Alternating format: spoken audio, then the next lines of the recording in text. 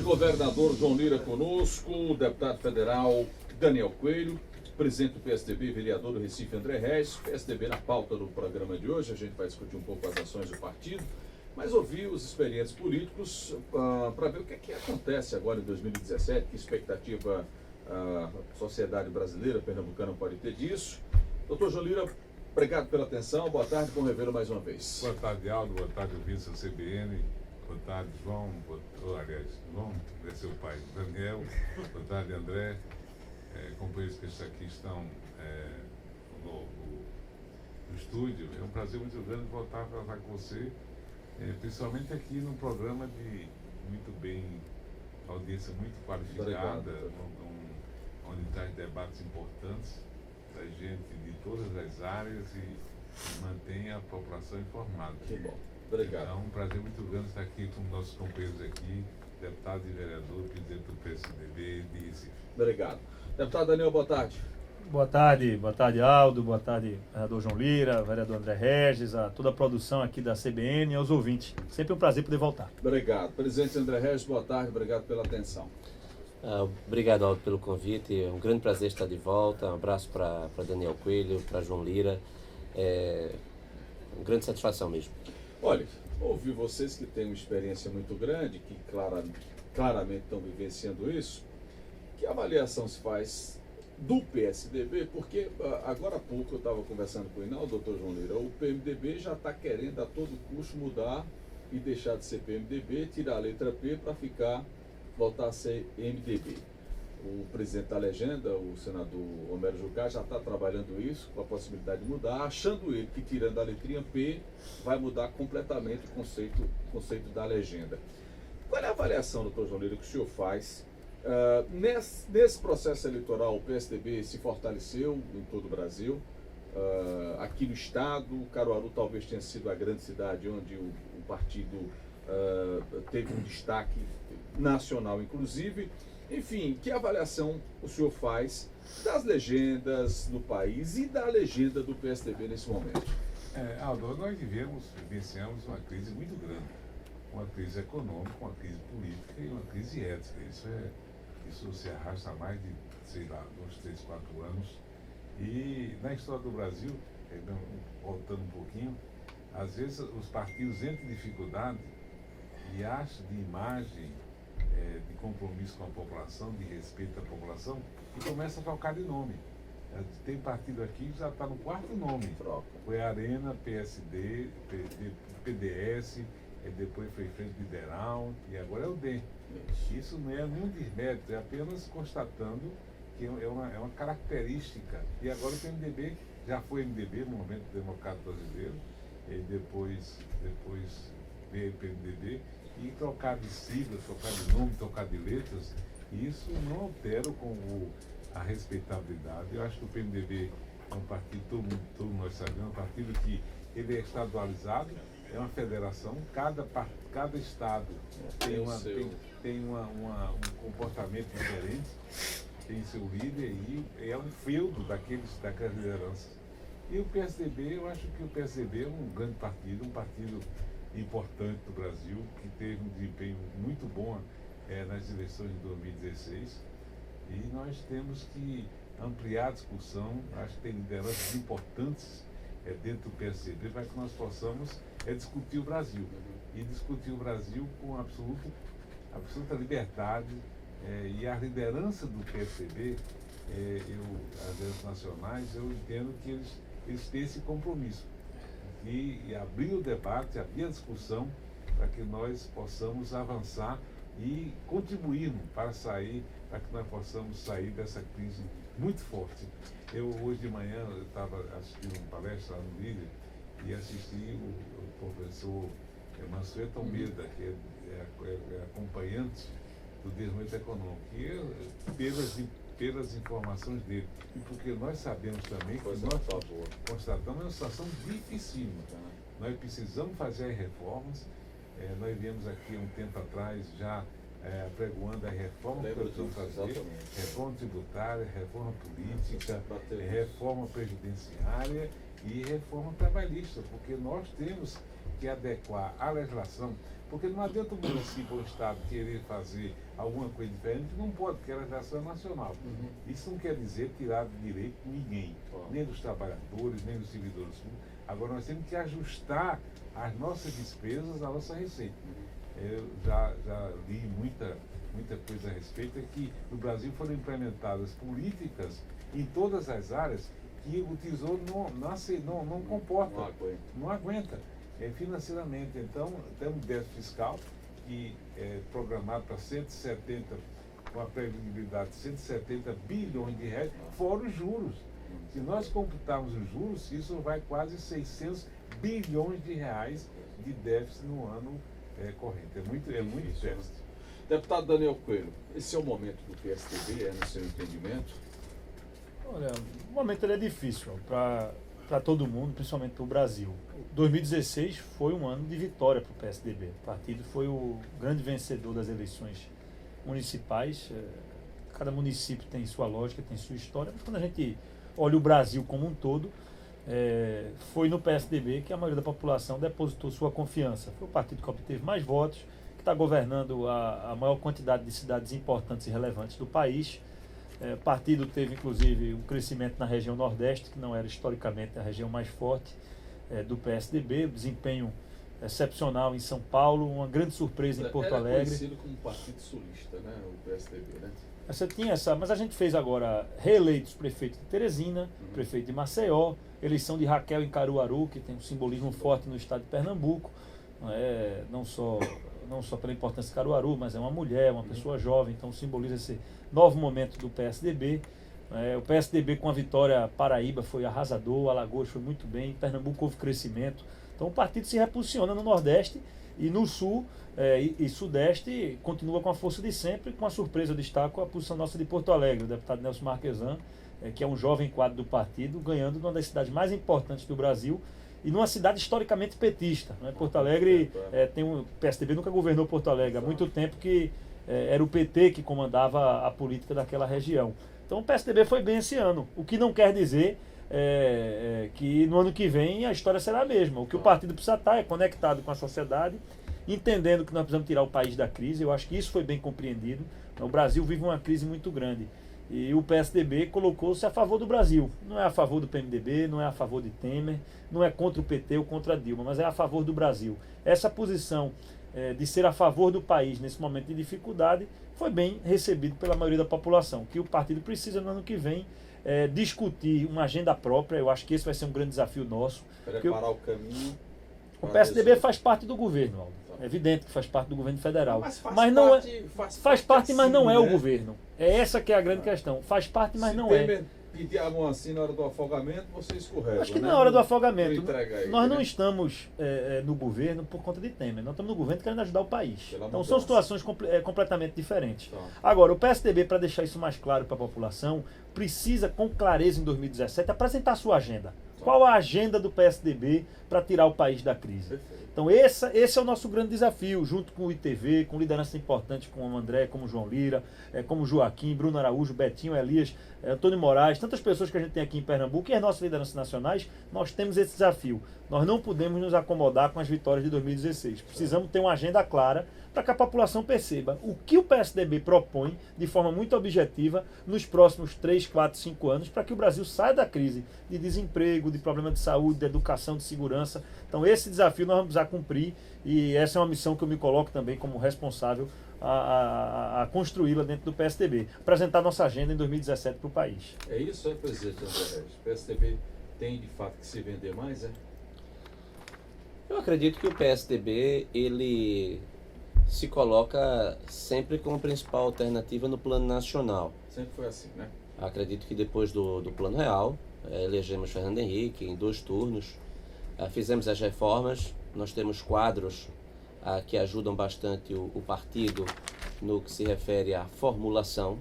O PSDB é um partido que é neoliberal na economia, ele é liberal nos costumes e ele é social-democrata nas questões sociais. E ele tem um conteúdo bem definido.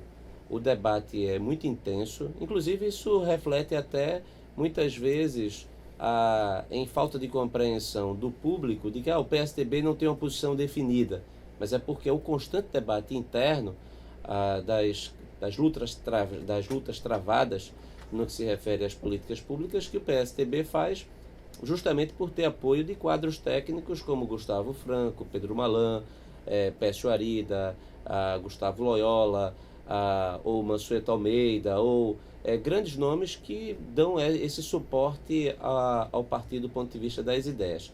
Nós temos os quadros políticos, que também são grandes quadros e que são vistos também como intelectuais de primeira linha, aí Fernando Henrique abrindo este time de grandes políticos que têm envergadura intelectual também. Esse debate é um debate intenso dentro do partido, mas o partido também ele precisa de uma oxigenação. Eu acredito que a gente vive um momento de transição dentro do partido. Os quadros mais antigos, que são os mais preparados, eles também precisam preparar o partido para uma nova fase. Eu particularmente, eu não percebo que isso esteja ainda ocorrendo. Os quadros que estão sendo colocados para a presidência em 2018 ainda são os mesmos quadros da fundação do partido. Isso eu acredito que não é bom. Acho que a gente deveria ter um mecanismo de oxigenação que partisse, por exemplo, por primárias. Isso seria o ideal. E nós temos muitas lideranças em Brasília surgindo, jovens dentro da legenda. Defende dentro da legenda. Esse é o meu pensamento. Não, veja, é um pensamento meu que não se transforma ainda numa ação de organização. Mas essa sugestão, sempre que eu estou no ambiente do Instituto Teotônio Vilela, que é o órgão de pensamento do partido, eu sou conselheiro lá em Brasília com o presidente José Aníbal, essa é a minha posição. E também a minha posição com outros parlamentares brasileiros das regiões do Brasil, numa perspectiva subnacional também. Porque o partido, a gente percebe que quem está na Câmara como Daniel ou está no Senado tem mais inserção dentro do partido do que propriamente quem está na Câmara Legislativa ou na Assembleia Legislativa ou numa Câmara de Vereadores normal, né? Ou numa prefeitura. Normal. Mas eu acredito que um partido, para ser um partido nacional com essa capacidade de formação, de formulação, ele precisa também formar os quadros do ponto local. Então, eu não tenho a menor dúvida que, apesar de todos os seus problemas, o PSDB ainda é o partido que o brasileiro pode confiar do ponto de vista, entrega ao PSDB que o PSDB governa. Nesse sentido, por conta dessa junção de quadros experientes, quadros qualificados, com essa mocidade que tem surgido no Brasil ganhando eleição, como Marquesan lá em Porto Alegre. Vamos tentar explicar essa questão da Dr. João Lira, Daniel e presidente André Reis. O que se falou muito nesse processo eleitoral, Daniel, Dr. João Lira, foi a eleição do João Dória. Né? Talvez foi um fator onde se discutiu muito, porque o Dória, ele o tempo todo dizia que não era político, aquela coisa toda. E aí a eleição do Dória é atribuída a ele, ou de fato e de direito, é o Alckmin responsável pelo João Dória em São Paulo. Não, sem dúvida que o governador Alckmin teve uma influência muito grande na eleição, muito sem dúvida. É uma liderança, já é governador pela 4ª vez em São Paulo, é uma pessoa de muita respeitabilidade. Ao mesmo tempo que João Dória nunca exerceu um cargo eletivo, já exerceu outras funções públicas, mas também tem surgido, porque eu não concordo com a tese, vamos afastar a classe política. Eu acho que a classe política, embora que seja um percentual menor hoje, que tem compromisso com a população, com a ética, com o trabalho, com a qualidade de vida, eu acho que dentro desse ambiente, da mesma forma que André disse que tem que surgir, eu concordo, novas lideranças, mas lideranças com um passado, uma trajetória limpa, das mãos limpas, como é o caso, por exemplo, eu posso citar Marquesan. O pai dele era uma pessoa de origem conservadora, foi presidente da Câmara dos Deputados, foi ministro de Estado na época do regime militar, mas é uma pessoa séria, uma pessoa de respeitabilidade. E hoje ele assume uma prefeitura com a imagem, com a grandiosidade de Porto Alegre.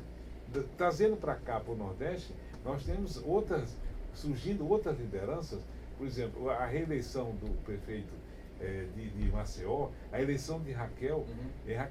Raquel Lira, quando foi candidata agora, não, porque faz parte de uma família tradicional. E nós fomos para a campanha enfrentando o governo do Estado, enfrentando a prefeitura de Caruaru, enfrentando um candidato que se dizia novo, de combate à corrupção e combate à violência, que era o delegado Lessa, e nós fomos com a proposta de vamos renovar, e Raquel nunca negou, pelo contrário, ressaltou em muitas ocasiões, durante a campanha toda, que fazia parte de uma trajetória política das mãos limpas. Então, ao mesmo tempo que tem João Dória, que se elege na principal cidade do Brasil, sendo o primeiro seu mandato, tem lideranças surgindo agora, e lideranças também já tradicionais, que o que importa é o compromisso, a seriedade e a ética de cada político. A tua renovação pesa muito, né, Daniel, no processo eleitoral? Eu acho que pesa, principalmente nesse momento. Acho que Caruaru acho que foi um exemplo disso, né, André? As pessoas, o que ficou notável em Caruaru, doutor João Lira, é que as pessoas queriam mudar, certo? Queriam mudar, independente ou não, mas isso foi muito batido na campanha. A família Lira, há muitos anos na política, sim, não interessa, mas as pessoas quiseram mudar e fizeram isso com Raquel, porque acho que enxergaram nela um novo, né? É uma mudança com responsabilidade, né? Porque não é a mudança para uma aventura. Raquel é uma pessoa que tem uma formação profissional, que tem experiência, tem qualificações. Eu acho que o caso de São Paulo é um pouco isso, quer dizer, não dá para dizer, foi só o PSDB, não. Foi só Dória? Não. Foi o desempenho do candidato, foi a necessidade de mudança, foi a estrutura do PSDB, né? o momento, a respeitabilidade que tem o PSDB no estado de São Paulo. Lá as pessoas conhecem de perto as realizações do partido, então há muitos anos o partido ganhando eleições no estado, para senador, para prefeito, em diversas cidades importantes, inclusive em São Paulo. Também o governo do PT, que não foi bem sucedido, quer dizer, o Haddad não foi bem aprovado, mesmo tendo sido corajoso, acho que ele foi corajoso em algumas medidas, mas não conseguiu ter um relacionamento com a periferia da cidade, com a população mais pobre. O que a gente escuta em São Paulo é que o Haddad governou muito para a classe média, esquecendo a população mais carente. Então havia esse desejo, principalmente de quem estava na periferia, né, de mudar de alguma forma, e enxergava no PSDB um governo com mais capacidade de entregar. André falou uma coisa aqui, que eu acho que é um pouco a imagem que o PSDB tem aonde, principalmente as pessoas conhecem. Aonde os estados que já foram governados pelo PSDB, as cidades que já foram governadas pelo PSDB, elas têm aquele sentimento de que o PSDB governa bem, de que ele sabe entregar obra, de que ele sabe montar equipe, de que o PSDB tem conceitualmente uma grande diferença para o que pratica o PT e o PSB aqui do estado de Pernambuco, que é essa ocupação do estado. O PSDB normalmente faz governos mais enxutos e mais eficientes, com quadros técnicos e com quadros qualificados, em detrimento de governos do PSB ou do PT, onde eles fazem esse aumento de secretarias, de comissionados, eles incham a máquina e escolhem os seus auxiliares, nem sempre pela competência, muitas vezes pela importância eleitoral. Então essa marca e essa diferença, quem acompanha e conhece os governos do PSDB sabe que essa é uma marca do partido. Então isso, evidentemente, ajuda a Dória, ajuda no processo de renovação. Agora, todos nós temos que estar antenados com o que está acontecendo no Brasil e com o mundo. Se a gente tem uma experiência positiva com Dória, com Raquel, com Marquesan, temos situações que nos preocupam. Belo Horizonte, por exemplo, a vitória do Calil, para mim, é uma coisa preocupante. Não que o adversário dele, não porque o adversário dele era do PSDB, mas é porque o Calil é uma coisa muito parecida com o Trump, é a negação da política, é o cara querer ser salvador da pátria, é dizer que governa e vai resolver todos os problemas sozinhos. Isso nos preocupa. Quer dizer, no momento que a gente chega para uma eleição de 18, a possibilidade de pessoas que vêm... Surge um Messias, vêm como Messias, e Messias só Jesus Cristo. Todos nós somos passíveis de erro e precisamos, inclusive, de auxílio e de apoio. Ninguém vai fazer as coisas sozinho. Então me preocupo, inclusive, não só o PSDB, para que os partidos eles consigam se posicionar junto à sociedade, para que a gente não tenha o risco, né, de pessoas com essa posição do Messias aparecendo, e quando eles aparecem normalmente não dá certo. Foi assim com Collor, né, foi assim com em vários municípios, quando isso ocorre, o cara vem como salvador da pátria, depois o resultado não é muito bom. Então o Brasil precisa aí de um pouco de estabilidade democrática para a gente conseguir acertar em 18 e tentar tirar esse Brasil da crise. Agora dá tempo, André Regis, até 18 o PSDB vai ter que achar um nome forte para uma disputa. Como mesmo disse aí o senhor, como é que você vai entrar na disputa em 18 com Aécio Neves? Como é que você vai entrar na disputa em 18 com Geraldo Alckmin? Enfim, o PSDB tem que correr também contra o tempo, né? Sem dúvida, mas quem está melhor nesse sentido é o PSDB, porque o PSDB tem quadros para disputar e que todo mundo menciona. Se você perguntar, fizer uma lista de quem são os possíveis presidenciáveis, vai sempre aparecer alguém do PSDB, ou então, às vezes, para tumultuar, ainda dizem que Fernando Henrique ainda quer ser o nosso Adenauer, né? Que é o chanceler alemão que governou com mais de 80 anos, né? Então, eu acredito que a gente tem, de fato, um problema de sucessão dentro do partido para ver quem vai disputar a eleição. Eu acredito também que o cenário é de muita indefinição por conta da Operação Lava Jato. Ninguém sabe quais são as consequências para o quadro nacional do ponto de vista da reorganização de forças. O sistema político brasileiro, ele apodreceu. O que está sendo revelado para o Brasil é que nós temos que combater uma cleptocracia, um governo de bandidos que tomou conta da nação e que precisa ser combatido. E eu acredito que o PSDB ainda se coloca como a principal alternativa do ponto de vista do embate, do enfrentamento eleitoral, mas eu gostaria muito que a gente pudesse ter algum tipo de mecanismo de solução de candidatura, ou seja, de escolha, que fosse semelhante ao processo eleitoral americano. Quando você, nas últimas eleições americanas, por exemplo, em 2008, quem dominava o Partido Democrata era Hillary Clinton. E Obama chegou por fora, foi disputando as primárias, foi mostrando para o eleitor democrata que ele seria a principal alternativa, terminou ganhando a eleição e sendo bem sucedido na sua reeleição.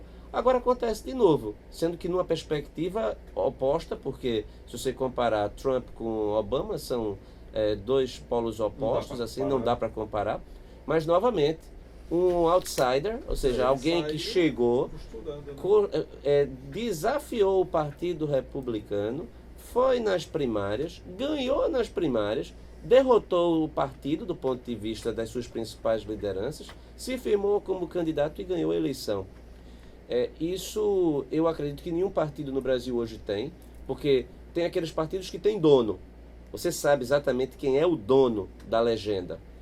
Você perguntar quem é que manda no PTB, todo mundo vai dizer Roberto Jefferson. Não, ele tem o controle do partido. O partido ele não tem vida do ponto de vista da discussão, não há um enraizamento do partido que possibilite você ter uma alternância sequer na presidência. O PSDB ele tem regras inclusive de sucessão interna, porque nenhum presidente pode ser eleito e reeleito. O caso de Aécio Neves vai deixar a presidência em junho. Ele não poderá mais continuar porque existe uma regra interna que veda isso.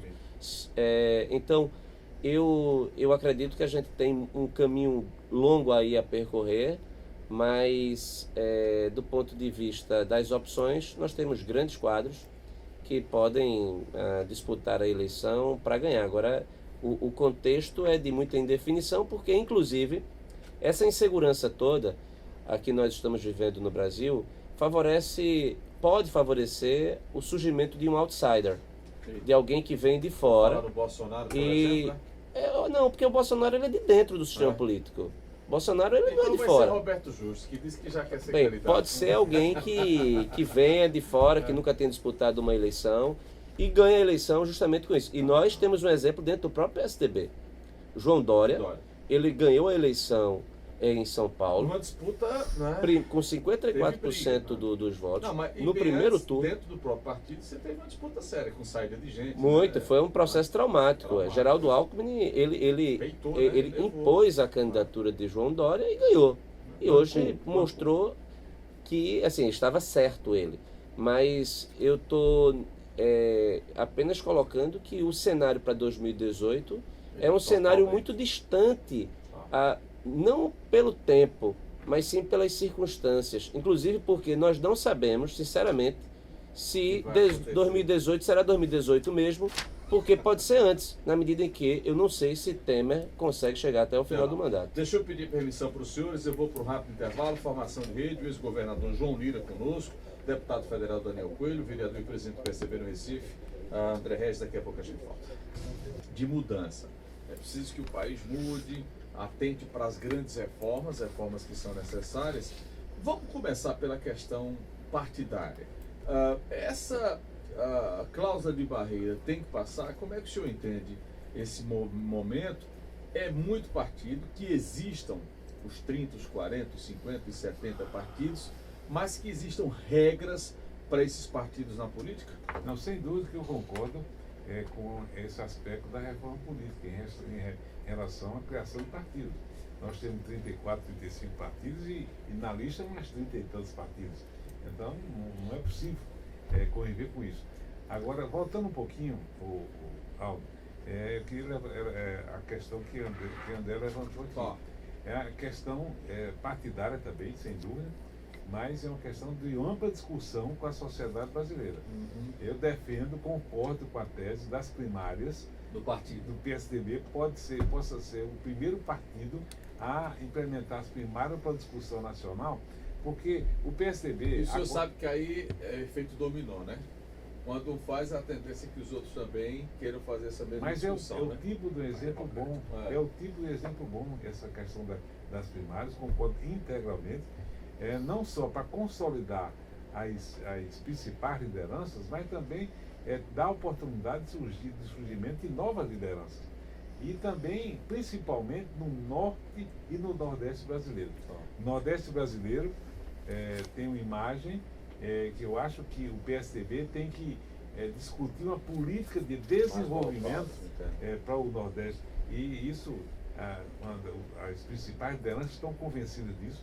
O governador Alckmin também, já conversei com ele sobre esse aspecto, conversamos com o presidente Aécio Neves também, e ele não tem dúvida... Um olhar diferenciado para o Nordeste. Não, é que se discuta uma política, porque o Nordeste brasileiro representa o quê? Representa hoje 27% do eleitorado brasileiro. Se não me engano, está São Paulo. Então, mas tem problemas seríssimos de estrutura, de qualidade de vida. Estamos passando por isso agora, né, governador? O Estado está se acabando com um processo de seca aí terrível, né? É a seca mais severa que já houve nos últimos 60 anos. Inclusive, alguns empresários, alguns técnicos visitaram a Califórnia. A Califórnia no final do ano passado. E uma constatação muito interessante é que desde que média pluviometria lá na Califórnia é o ano que menos chuva houve em 72 anos de existência de medição do índice de chuva. E Pernambuco e o Nordeste brasileiro vivem uma crise muito séria em questão de chuva. E não tem perspectiva, inclusive os grandes reservatórios, praticamente não tem mais. Então, além de uma política de combate, de convivência com a seca, que é uma coisa que não depende de governo, nós defendemos também que seja discutida uma política de desenvolvimento. E eu acho que as prévias são um ambiente absolutamente favorável, tá certo? E conveniente para essa discussão sobre o Nordeste e sobre o norte do país. Diga, deputado Daniel Coelho. Pegando um pouco dessa tese aí que você fala de reforma política, que começa com a reforma partidária, primeiro... Essa tem que acontecer. Tem que acontecer. Primeiro, uma coisa que... Dá para ser mais partido. O cara cria um partido e já leva logo de lambuja, 1 milhão de reais por ano. Partido que é dono, rapaz. O cara que é 25 anos presidente de um partido. É um negócio assim, 30 anos presidente do partido. É dono do partido embaixo do braço. Aí dá o partido em tal estado a fulano, porque o nome é assim, é dar, né? Eu vou lhe dar o partido. Quer dizer, o partido não é construído através... André hoje é presidente do PSDB em Recife porque ele milita no PSDB há muitos anos, tem o reconhecimento do partido e foi eleito numa convenção. Então, é uma disputa e um processo de reconhecimento interno e foi eleito pela unanimidade. Isso faz parte da moralização partidária. Da moralização partidária. Pouca gente sabe, mas o Senado aprovou agora uma reforma política que foi promovida pelo PSDB. O autor da proposta de reforma política é o senador Aécio Neves, é o autor da proposta. Sim. Foi aprovada e agora vai para a Câmara. É muito importante que nós criemos a cláusula de desempenho. O que é a cláusula de desempenho?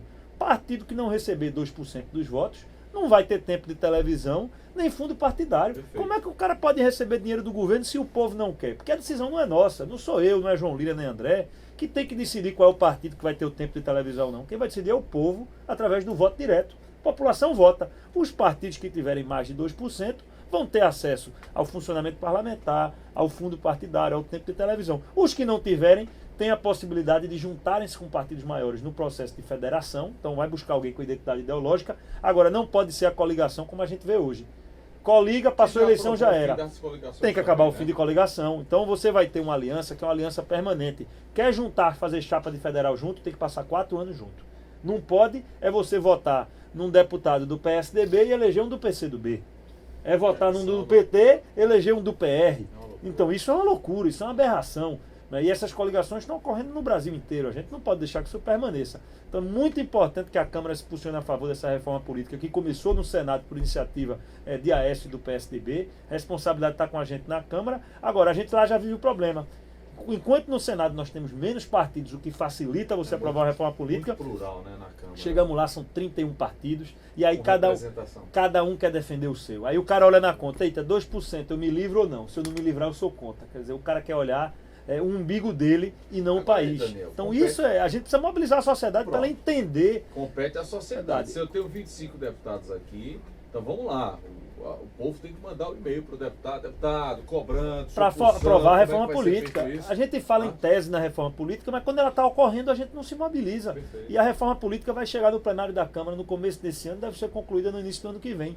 Talvez seja o tema mais importante que o Brasil tem que fazer, porque é a partir da reforma política que a gente consegue fazer as outras. E para mim não dá para pensar em reforma política sem acabar com coligação, sem ter cláusula de desempenho e sem garantir que as alianças elas sejam permanentes. Não dá para a gente aceitar um partido se junta com um outro em Pernambuco, mas na Bahia é inimigo e nacionalmente está aliado. Isso é uma zona, então não dá para a gente manter esse formato. Entende esse sistema eleitoral brasileiro no mundo todo. Viu? Quem vem para cá fica boquiaberto. Diga, André. Não, eu concordo que a gente precisa reduzir o número de partidos. Eu acho que isso é consenso. Eu não conheço ninguém que defenda. Agora, na hora de mudar, aí vem a dificuldade, porque quando o Supremo Tribunal Federal, lá atrás, em 2010, considerou inconstitucional a cláusula de barreira, ele prestou um serviço gigante à nação. Ele fez uma interpretação de que seria contra a ideia de democracia, você dificultar os partidos, a sua criação, a sua manutenção, a dificultar o acesso de recursos públicos aos partidos. Isso é uma decisão judicial. O Congresso, que sempre apanha, em 1996 fez o trabalho certo. Mudou a lei, criou a cláusula, botou para 10 anos a aplicação, o vacatio legis aí de 10 anos. Houve a eleição de 2006, os partidos à época se prepararam e disputaram a eleição. Eu recordo aqui um elogio, inclusive, ao PV. O PV, à época, de Fernando Gabeira, foi para a televisão dizer, olha, se nós não conseguirmos 5% dos votos, nós não teremos representação no Congresso Nacional. Isso foi legitimamente discutido e debatido. O Supremo, que foi que ele disse? Era inconstitucional. Quando disse que era inconstitucional, permitiu essa fragmentação que é a maior do mundo. Não existe hoje tamanha fragmentação num Congresso Nacional como é o caso do Brasil. Essa fragmentação que era conhecida na Câmara de Vereadores, por exemplo, hoje eu sou o único vereador do PSDB entre 39 vereadores na Câmara Municipal. Essa fragmentação, ela começou a ser inserida nas Assembleias Legislativas e chegou agora na Câmara dos Deputados com força. Então, passar no Senado é mais fácil. Chegar lá na Câmara dos Deputados com os partidos pequenos já organizados e num contexto de muita instabilidade e fragilidade do Executivo, então as chances da reforma política dependem também da capacidade de Michel Temer de fazer antes as reformas. Mas aí é pressão popular. Aí veja. Não tem para onde correr, não. Mas, Aldo, o sentimento o presidente que se preocupa em discutir a liberação de um apartamento de um ministro, pelo amor de Deus. Sim, mas aí isso reforça o meu argumento. Deus ele vai céu. ter maior dificuldade de comandar o processo de reforma. Mas o fato é que os detentores dessas legendas, eles não dependem da opinião pública. Então, o que você está dizendo aí, mande uma cartinha, mande um e-mail, mande um telefonema, um WhatsApp para o seu parlamentar, como eles não obedecem à lógica, é diferente. Se Daniel perder a opinião pública, ele deixa de ser deputado. Exato. Porque ele confia 100% da carreira dele à opinião pública. Mas quantos que estão lá na Câmara Federal dependem da opinião pública? É a minoria. Então, nesse contexto, eles se juntam e dificultam o processo de modificação. Então, é por isso que a gente precisa encontrar uma fórmula.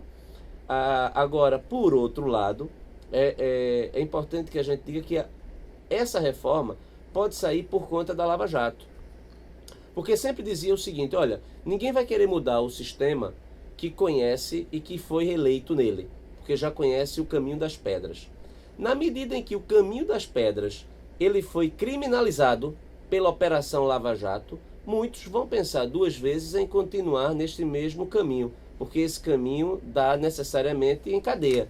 Então aí abre-se uma janela de oportunidades para que a gente possa, de fato, fazer essa reforma. E diminuir o número de partidos é essencial.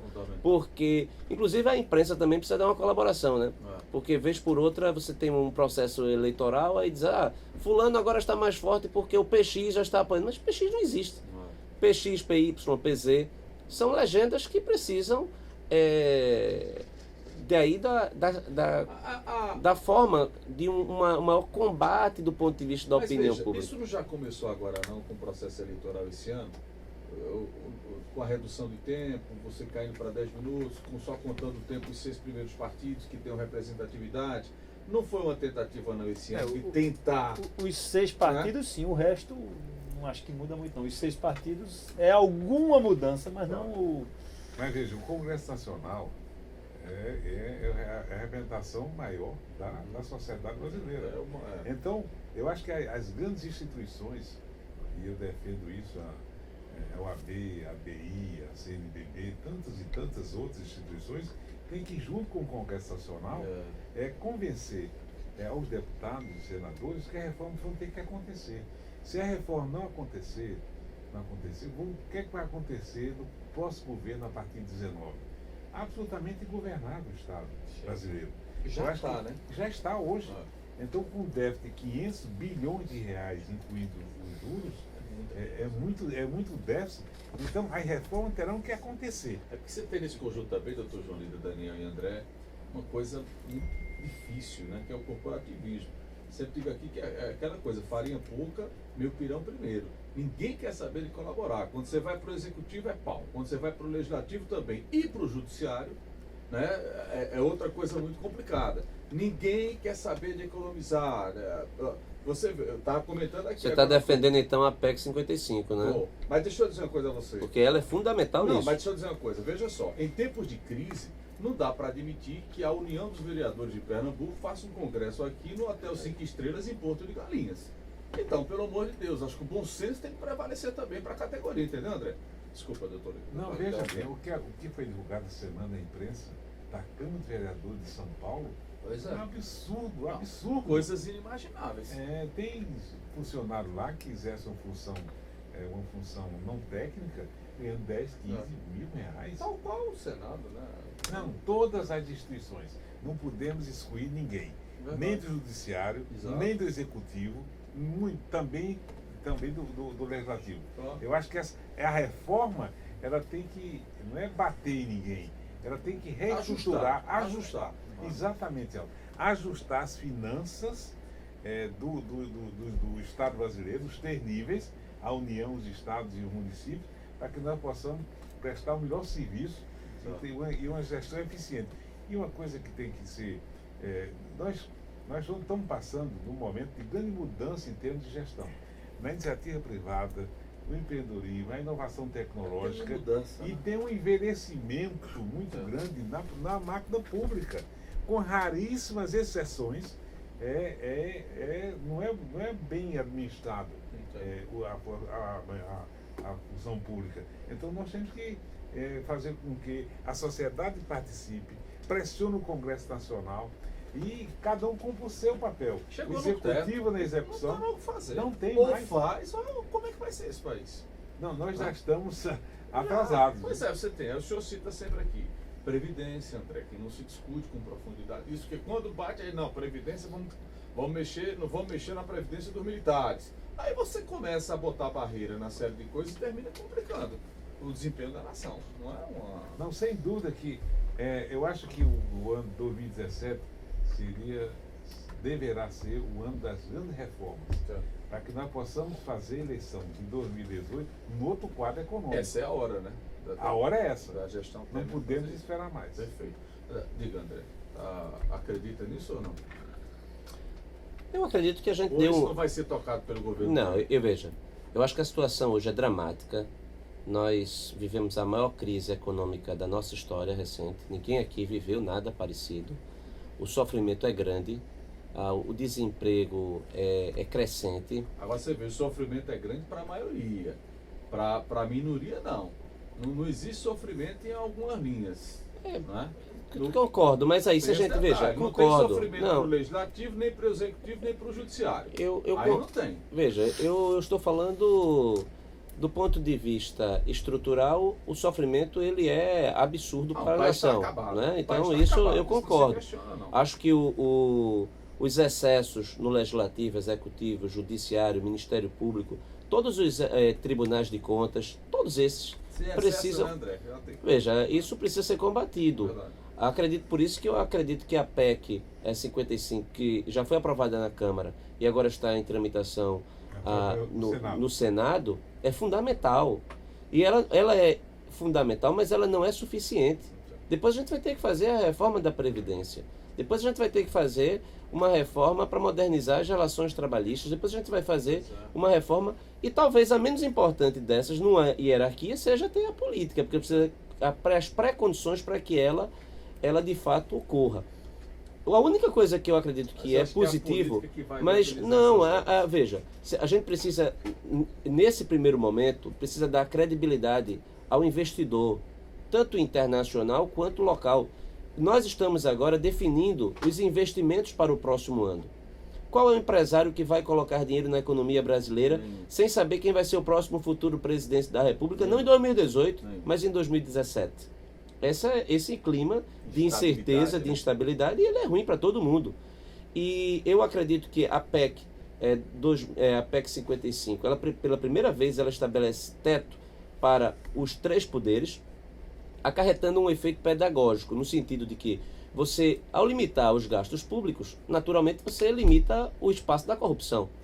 Você limita também o espaço da demagogia e do populismo, porque também no universo do orçamento livre e limitado, o populista ele tem um caminho fértil para isso. E também ele forçará que o gestor tenha a competência na gestão pública. Então, é isso que a gente precisa, aprovar essas primeiras reformas, mas um dado positivo é que, até pouco tempo, a opinião pública brasileira estava abraçando todos os governantes que eram absolutamente irresponsáveis, populistas e corruptos. Então, houve um sentimento de acordamos. Agora precisamos fazer com que esse país se torne uma nação próspera, rica, livre e desenvolvida. Mas, André, apesar da crise, eu sou relativamente otimista, viu? Quem imaginava há uns anos, anos atrás, numa semana só, 2 ex-governadores presos do estado da importância do Rio de Janeiro. Hoje foi outro preso, né? Hoje Tocantins também que entrou na lista aí, mais outro aí. Não é só governador, João. A gente viu que está acontecendo. Olha, gente rica, o presidente da Dilma foi caçado. Aí vem as teses absurdas dos petistas. Isso foi para proteger Cunha e para parar a Lava Jato. Cunha está preso, amigo. Os empresários mais ricos desse Brasil estão presos.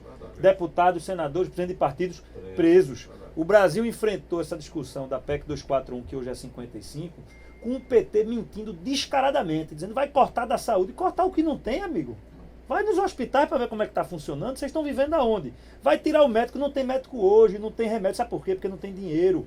A gente só corta o que tem, ninguém corta o que não existe. O Brasil está quebrado e está falido. Estamos limitando os gastos. Na PEC 241, que é 55 no Senado, André, tem um dispositivo lá que não resolve não, mas está escrito, está proibido criar auxílios, diárias, mordomias novas no judiciário, no Ministério Público, no Legislativo e no Executivo. Já é alguma coisa. Parou de piorar. Aldo. Eu acho que parar de piorar para a situação que o Brasil estava indo é um grande avanço. E fazendo isso com pressão de uma estrutura mentirosa do PT que tentou criar um tumulto no Brasil. Está aí fazendo com que as pessoas façam protesto, às vezes sem saber o que estão fazendo, tocando fogo em pneu, como se isso fosse a solução. Agora, o Brasil tem que dar um... Às vezes é impopular, você pode dizer, Daniel, mas isso gera desgaste. Mas se a gente tiver que ter desgaste para salvar o Brasil, nós vamos ter desgaste para salvar o Brasil. O que não pode é o Brasil continuar gastando dinheiro que não tem. Porque quando a gente gasta o dinheiro que não tem, amanhã falta remédio no hospital para o seu filho. E aí é por quê? Porque não tem o dinheiro, porque gastou com... O retrato disso é hoje. É hoje o que está ocorrendo no Brasil. Essa perspectiva da 241 e a 55, ela não é uma perspectiva para beneficiar esse governo.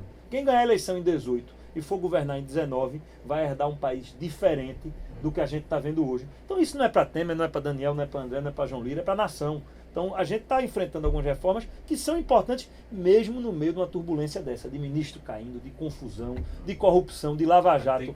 Mas tem que passar por isso. A Previdência no que vem vai ser outro debate difícil, mas tem que fazer. Ou a gente não vai fazer. Vamos ficar empurrando com a barriga até quando? Até não pagar a aposentadoria do povo brasileiro? O jogo vai correr. Não é agora. Mas você tem o efeito disso nos estados. O que está acontecendo com o Rio de Janeiro é um... Rio Grande do Sul. Grave. Rio Grande do Sul é muito grave. Não é só a aposentadoria, não. É tudo. Os inativos não estão pagando os ativos. Não paga folha. Não paga folha. Você vai no país o quê? De todos os estados, só tem um estado aí, meu amigo. Como é que tá eu posso... mais ou menos equilibrado que Roraima. Com a expectativa etária hoje, como é que alguém pode querer se aposentar trabalhando 25 anos e depois passar 40 recebendo a aposentadoria do governo? Como é que fecha a conta? Como é que eu posso pagar 25 e receber 40? E é preciso que essa PEC, ela agora, a lógica da PEC 55, ela passe para os estados e depois para os municípios. É porque ela é nacional. Ninguém aguenta mais pagar tanto. Vamos fazer o seguinte, o município vai ser outra pauta para a gente discutir, tá certo? Até porque o tempo passa rapidamente. Doutor João Lira, obrigado pela sua atenção. Até o próximo encontro, viu? Aldo, um abraço a você, um abraço aos ouvintes da CBN. Um prazer muito grande estar aqui, principalmente junto aqui dos nossos companheiros Daniel e André. Daniel, obrigado. Muito obrigado. Atenção. Presente, até o próximo Eu é encontro. que agradeço, grande privilégio e prazer estar aqui ao lado do governador João Lira, Daniel Coelho, nosso deputado federal, e de você, Aldo, que sempre comanda bem esse seu programa, que é um líder de audiência. Obrigado, André.